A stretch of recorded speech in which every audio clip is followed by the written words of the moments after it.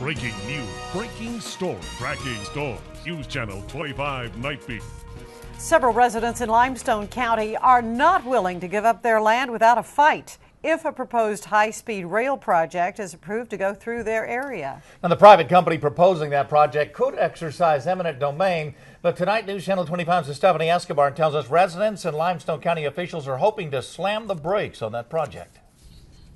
Bruce, and residents are worried because Texas Central is already surveying people's land and talking about the buying price. The company says this doesn't necessarily mean the rail line will go through their property. The decision may be known later this year. Dozens of residents in a packed commissioners meeting this afternoon agreed with the commissioners' decision to pass a resolution to voice their opposition to the project and notify a federal agency about it.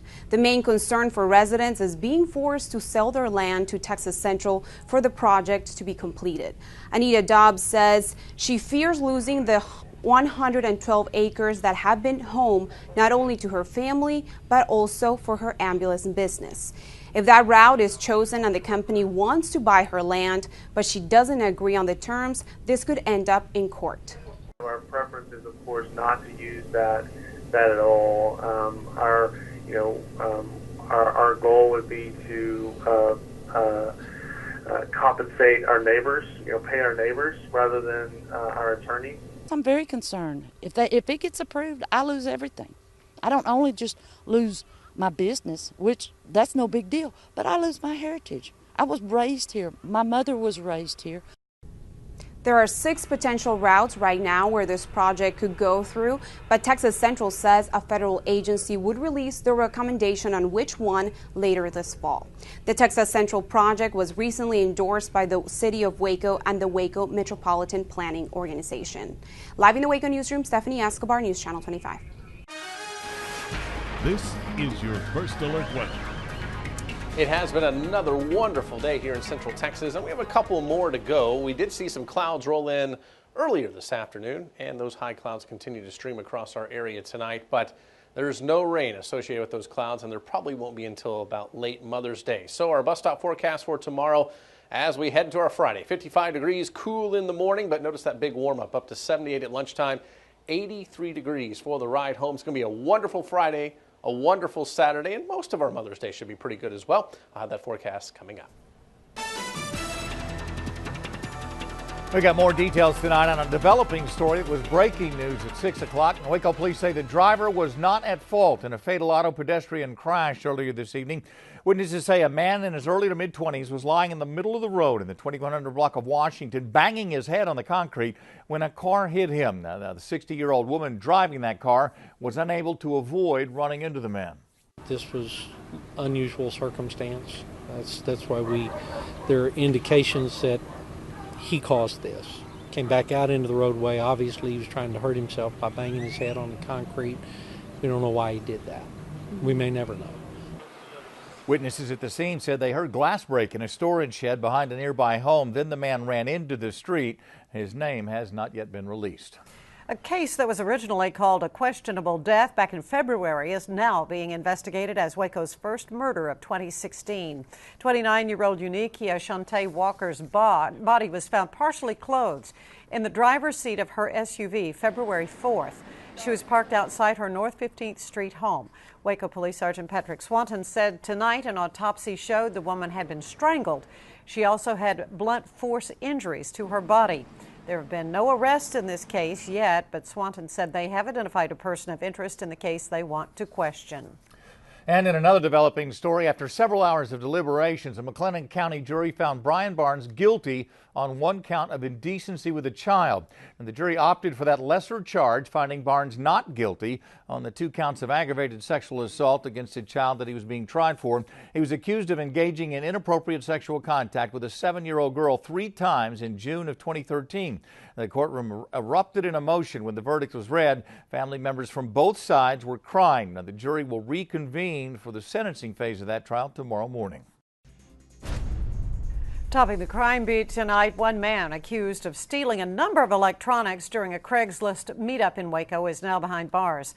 Jarque Marcel was arrested this week for aggravated robbery. He and another suspect are accused of firing a shot at a Baylor student after stealing his cell phone, iPad, and PlayStation back in March. Marcel and the other suspect reportedly showed up at Oakwood Park to buy the victim's cell phone, but asked for a ride to get more money after they'd met. That's when the two suspects pulled out guns and robbed the student. Two credit card abuse suspects were caught on camera but not yet caught by police, and Copper's Coast Department would like to change that.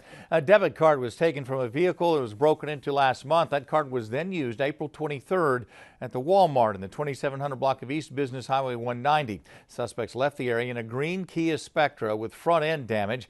If you have any information about those thieves, call Crime Stoppers. The Bell County Health District is speaking out again after a tuberculosis scare for 4 KISD schools last week. The health district performed a thorough risk analysis of the situation and says the exposure was extremely low. They added the chance for TB transmission is almost none for those involved. Now, the situation is not considered an emergency, but those with medical coverage should still make an appointment if they were exposed. 4 people are dead after a 3-car head-on collision in Freestone County. It happened late Wednesday afternoon, a mile east of Teague on Highway 84. DPS troopers say Michael James Jackson was speeding around a curve when his car veered across the center line into oncoming traffic. It collided with a Chevy Tahoe carrying 3 people, and the car then spun around and hit a pickup. Jackson and 2 people in that SUV were pronounced dead at the scene. A 4th victim died at a Fairfield hospital. The driver of the truck was treated and released. A head-on collision in Killeen early this morning sent 2 people to the hospital. It happened about 2:30 on Stan Schluter and Elms. Police say a white Lexus crossed into oncoming traffic and hit a red Ford Focus. One person is reported to be in serious condition. Both are expected to survive. Former Cleveland Browns quarterback Johnny Manziel was in a Dallas courtroom today for all of 15 minutes. A judge issued 2 bond conditions for Manziel in his domestic assault case. He was ordered not to contact his ex-girlfriend, Colleen Crowley, in any way, even if Crowley initiates the conversation, and to not go near her. The judge also demanded Manziel not possess any firearms. He did then paid a $1,500 bond. Crowley accused Manziel of hitting her during an altercation while the two were out together in late January. In Canada, more firefighters, air tankers, and helicopters descending on Fort McMurray. They're continuing to battle a catastrophic wildfire. More than 80,000 people have been forced to leave their homes. Some residents only had 30 minutes to gather their belongings. Houses have been destroyed, neighborhoods gone up in flames. The military is deploying more helicopters to the scene. Donald Trump, the presumptive GOP candidate for president, has the daunting task of unifying the Republican Party. And today there were some high-profile Republicans who say they just can't get on board his candidacy. But his former rival, Rick Perry, says he will be supporting Trump over Democrat Hillary Clinton. And the former governor also told CNN he would not rule out being Trump's vice presidential pick. Based on an ABC News analysis, Trump's potential vice president list will likely include several current and former members of Congress. I would want somebody that would help me from a legislative standpoint, getting things passed through Senate, through Congress. Somebody maybe that's been even a senator. Trump might need a boost in support with the last two Republican presidents, George H.W. Bush and George W. Bush, saying they're sitting out this election. They're not endorsing Trump. And House Speaker Paul Ryan says he's not ready to jump on the Trump train either. In response late today, Trump said he's not ready to support House Speaker Paul Ryan's agenda. So far, the candidate has loaned more than $35 million of his own money to his campaign, but now he'll be raising money for what he says is coming next, a battle against Hillary Clinton. And Clinton still has Bernie Sanders at her heels, but like Trump, she's looking ahead to November. A judge who rules over DWI cases is in some legal trouble of his own. And a construction worker who got trapped in a collapsed trench for more than 3 hours is now safe. And we are going to be tracking some pretty nice weather over the next couple of days, and then things will steadily begin to change back to May weather. That forecast coming up. Chief Meteorologist Matt Hines has the National Weather Association seal of approval. Temperatures tonight not falling quite as fast as what we've seen over the past couple of nights here across central Texas. So just shows you that things are slowly starting to change. A lot more 70s on the map tonight. 71 in Temple, 70 in Killeen and Gatesville, 63 now in Waco, and 67 in Mexia. So from Waco to Hearn, really cooling off a lot faster than anywhere else. And relative humidity values have been rather low. It'll stay low for the next 24 hours before things begin to change. Northerly winds have been bringing in quite a bit of dry air from the north, but as these winds shift around to the south, we will start to see the moisture increase this weekend, especially as we move into Sunday and on into Monday. Temperatures right now into the 60s and 70s all up and down I-35. Warmer out in West Texas as well, and this warm air will continue to make its way to the east. So we are going to see our cooler air mass that we have been having across the region this week continue to push off to our northeast. There are your high clouds right now, but that's not of concern. It's back to the west. Our next storm system is back in California, and it is slowly, and I mean slowly, making its way across the Rockies and into Texas as we head into, looks like Monday and Tuesday will be our highest severe weather chance. There still could be a few storms around Sunday as well, but we're really starting to hone in on Monday and Tuesday as being our highest threat of severe weather. So Friday, Saturday, not much happening. Sunday, 30% chance for a few thunderstorms by the afternoon and evening hours, and then that jumps up to scattered activity Monday and Tuesday. Again, not everyone's seeing thunderstorms, but where they occur, they could be strong to severe, and we'll start fine-tuning those details as we get a bit closer. But our future track over the next 48 hours, not bad at all. Cool in the morning, temperature starting off into the 50s again. So it'll probably be one of the last mornings we see like that. As we get into Friday afternoon, we're back up into the middle 80s. Saturday, we'll start off in the upper 50s and low 60s, so low temperatures continue to creep up here. It'll be a mild start, and we'll keep it mostly sunny to partly cloudy as we head through Saturday afternoon. Any thunderstorms should stay out to our west and West Texas, and more 80s are on the tablet for us. So for tonight, 55 degrees for Waco, 54 for Gatesville and Temple, 55 Killeen, and 56 in Cameron. Tomorrow, here come the 80s again. Very similar to the past couple of afternoons with southeast winds anywhere between 5 and 15 miles per hour. So your timeline for Friday, starting off nice in the 50s and 60s from 7 to 8 o'clock. Then we're up into the 70s, 10 through lunchtime, and here come your 80s at you as we get into 2, 4, and 6 o'clock. And then slowly starting to dive down as we move through tomorrow evening. So overall, not bad. 7-day forecast, 84 degrees on Saturday, 83 Sunday. Could be a couple thunderstorms by the late afternoon into the evening hours. And then Monday and Tuesday, we're going to continue to focus on that one as we could be seeing some significant thunderstorm activity across parts of the plains, whether it gets right here into central Texas, still some question marks on that. But it's going to be close, so we'll be tracking that closely. All right. Thank you, Matt. Former Fort Worth police officer has been released from jail after serving 21 years of a life sentence. And a 15-month-old girl discovered by police with bruises in an apartment north of San Antonio has died.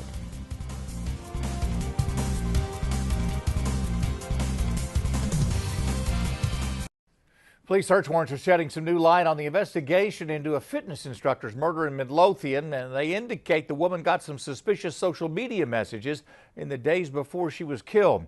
Surveillance video of the suspected killer was released a few days after Missy Beavers was found murdered at the Creekside Church of Christ the morning of April 18th. She had multiple puncture wounds to her head and chest. Well, search warrants obtained by the Dallas Morning News indicate Beavers showed a friend a private LinkedIn message she'd gotten from a man neither one of them knew, and they both agreed that message was creepy and strange. Police say another person of interest had sent Beavers LinkedIn messages that ultimately turned flirtatious and familiar. Investigators also searched phone records and recovered messages from Beavers and her husband's phones and iPads that revealed an ongoing financial and marital struggle, as well as intimate personal relationships outside their marriage. And police are seeking to identify those third parties. A 15-month-old girl has died after police found her covered in bruises in an apartment north of San Antonio. The girl's mother and her boyfriend are now charged with injury to a child. Authorities in Blanco are still deciding whether to upgrade those charges now the baby has died. Police say 2 other children in the home had various injuries. They were treated at a hospital. After serving 21 years of a life sentence for raping a 13-year-old girl, a former Fort Worth police officer has been freed. The accuser testified 2 years ago. She lied during the trial when she claimed she'd never had sex before. Brian Franklin was released today on $10,000 bail, but prosecutors in Tarrant County say they will retry the man for assaulting the girl in her father's backyard. The Texas Court of Appeals ruled last month he didn't get a fair trial back in 1995, and the court said that perjured testimony led others to false testimony. A judge who presides over DWI cases was sentenced to 3 days in jail for drunk driving. Hayes County Court-at-Law Judge David Glickler pled no contest to a misdemeanor DWI charge related to an incident in May of last year. Patrol car video showed Glickler telling the officer several times he was not intoxicated, and he is a judge in Hayes County. A construction worker is safe after spending more than 3 hours trapped in a collapsed trench. The man was doing work on a sewer line when the walls of the 10-foot hole collapsed, covering the worker in dirt. This is in Irving, right outside Dallas. So workers managed to dig the man out to his waist while crews worked on stabilizing the ground to prevent the hole from filling back in with dirt before trying to remove the man again. Well, firefighters then got him out and loaded him on a stretcher. Huge victory today for families of the Sandy Hook school shootings. And a professional fast-pitch softball player makes a little history today. A judge cleared the way today for a lawsuit against gun makers to move forward, marking a huge victory for families of Sandy Hook school shooting victims. Attorneys for the families asked for gun makers' marketing documents 18 months ago. The families are trying to prove Remington marketed the AR-15 semi-automatic rifle to young men like Adam Lanza, who are prone to violence. Lanza used that rifle to kill 20 children and 6 administrators at Sandy Hook Elementary in 2012. That case is set to go to trial in April of 2018. Police have found a couple who apparently had been dead in their car for weeks. Officials in Madisonville, Ohio, believe the car was left running in the garage, and they think this was purely an accident. What prompted the welfare check was the couple, who were both deaf, had not been seen by members of their church, so they were concerned. The names of the victims have not been released, but officials say the husband was 82 years old and his wife was 69. Lonnie David Franklin Jr., nicknamed the Grim Sleeper in Los Angeles, has been convicted of at least 10 murders. The one-time sanitation worker and police garage attendant had been charged with killing 1 girl and 9 women, ranging from 15 to 35 years old, over a span of 3 decades. But the case is not over. That same jury, after hearing more evidence, will then have to decide whether to give Franklin life in prison or the death penalty. Bill Cosby is asking the Pennsylvania Supreme Court to issue an emergency stay in his criminal trial. A Superior Court ruled last week the case can go forward, leading Cosby and his attorneys to ask the higher court for the emergency stay. Cosby faces felony charges in the 2004 alleged sexual assault of a former Temple University employee. A preliminary hearing is set for May 24th, but it's unclear when the Supreme Court will rule. A professional fast-pitch softball player made history today when she became the first woman in U.S. team sports to sign a contract that's expected to be worth $1 million. Monica Abbott's $1 million will be spread over the life of her 6-year contract with the Houston-based Scrapyard Dogs. The 30-year-old's been in the league for 9 seasons. Her fastball tops out at 77 miles per hour. Caitlyn Jenner will reportedly pose nude on the cover of Sports Illustrated magazine. U.S. Weekly says the cover will honor the 40th anniversary of Jenner's 1976 Summer Olympics decathlon gold medal. The former track and field superstar will reportedly wear nothing but an American flag and her Olympic medal. It's the first time the 66-year-old will pose with the medal since completing her gender transition in 2015. Top 5 matchup on the Diamond in College Station. Texas A&M hosting Vanderbilt. And the Texas Rangers try to snap a 2-game losing streak on the road against Toronto. John has scores and highlights in sports.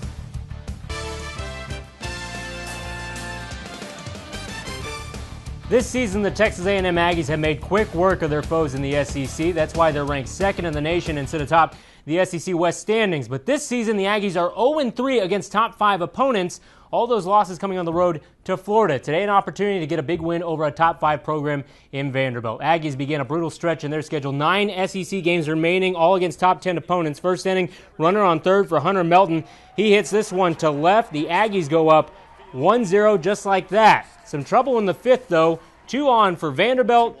Andrew Vinson gets the Aggies out of the jam with a strikeout to end the inning. Aggies still up 1-0 headed into the ninth. So ninth inning now. Tyler Campbell at the plate with the hard line drive, but check out this grab by Austin Homan. Great catch. And then later, the final at bat for Vanderbilt, Mark Eckert. Well, he gets the batter strikeout swinging to end the game. Aggies win 1-0. Derek Holland on the mound for the Rangers today. Didn't have a good outing. We'll get to that in a little bit. First inning, Rangers get off to a hot start. The base hit by Prince Fielder brings in Adrian Beltre. Rangers up 1-0, but not for long. Bottom of the inning, bases loaded for Edwin Encarnacion. His double to the wall in right field brings in 3 runs. Jays score 5 in the first, and then they continue it in the third. Kevin Pillar with the screaming shot to left field. 2 more runs come in to score, and the night continues to get worse for Derek Holland. Down 8-1 in the bottom of the inning. Encarnacion at the plate, and when it rains, it pours. You get the point by now. Rangers get blown out 12-2. The Houston Astros are going in the right direction after winning 2 straight, hosting Seattle tonight. First inning, first batter, Jose Altuve brings the lumber early. He crushes this ball to left and onto the railroad tracks. Astros up 1-0. Mariners tie the game in the third, looking for more. Nelson Cruz with the line drive to left, but check out this grab by George Springer. Great catch by him. Gets the Astros out of the inning, but in the bottom of the ninth, bases loaded for Robinson Cano, and he sends this shot to center field. That brings in the go-ahead runs. Astros lose this game 6-3. Well, to win the college football recruiting, you have to be social media savvy. 16 to 18-year-olds live and breathe off of Instagram, Facebook, and Twitter. But in the last 24 hours, the Texas A&M football team has learned the harsh reality of social media, and it could have some long-term effects. Last night, 4-star quarterback Tate Martell decommitted from Texas A&M. Soon after, A&M's wide receivers coach Aaron Moorhead took to Twitter to rant his opinion, saying, quote, "I feel sorry for people who never understand loyalty," end quote. Now, even though Moorhead clarified later on in the evening that it was not directed at Martell, another recruit, 4-star wideout Manny Netherly, took to Twitter to say that he was decommitting from Texas A&M after seeing what kind of person his future coach is. So in the span of 24 hours, the Aggies lose 2 big recruits in the class of 2017, and today Moorhead issued an apology for his behavior. Moral of the story, if you don't have anything good to say, just don't say it at all. That's a look at sports. We'll be right back. Finally, of the night beat, 6 classic video games are going into the Video Game Hall of Fame. Didn't know they had one of those, did you? Strong National Museum of Play announced this year's inductees. They include Grand Theft Auto 3, Space Invaders, love that one, Oregon Trail, Zelda, and The Sims. They beat out 9 other finalists for a spot. In case your favorite game didn't make it this time around, museum's already taking nominations for next year. John's Pac-Man in there? I don't know, but I want to know, how do you test? How are you on the selection committee? Do you have to play the games too? That'd be fun. Probably, yeah. I spent a lot of time playing Zelda as a Yeah. kid. So. All right, let's check out your forecast. 83 on Friday, 84 Saturday, and 83 on Sunday. Could be a couple of thunderstorms by the afternoon and evening hours. Better chance of storms, though, coming in late Sunday night into Monday and Tuesday, the way it looks right now. Some of those could be strong to severe. We'll continue to track that potential, and it will also be much warmer next week. Highs will be near 90 Tuesday and Wednesday, with lows at night coming up close to 70 degrees, so the humidity will be back. So tomorrow morning and Saturday morning, we have temperatures in the 50s. Get out and enjoy that while you can. Absolutely. Tetris and Dr. Mario were mine. I like Tetris, yeah, I like too, those. That's it for the Night Beat. Thanks for being with us. Have a great day tomorrow. Good night.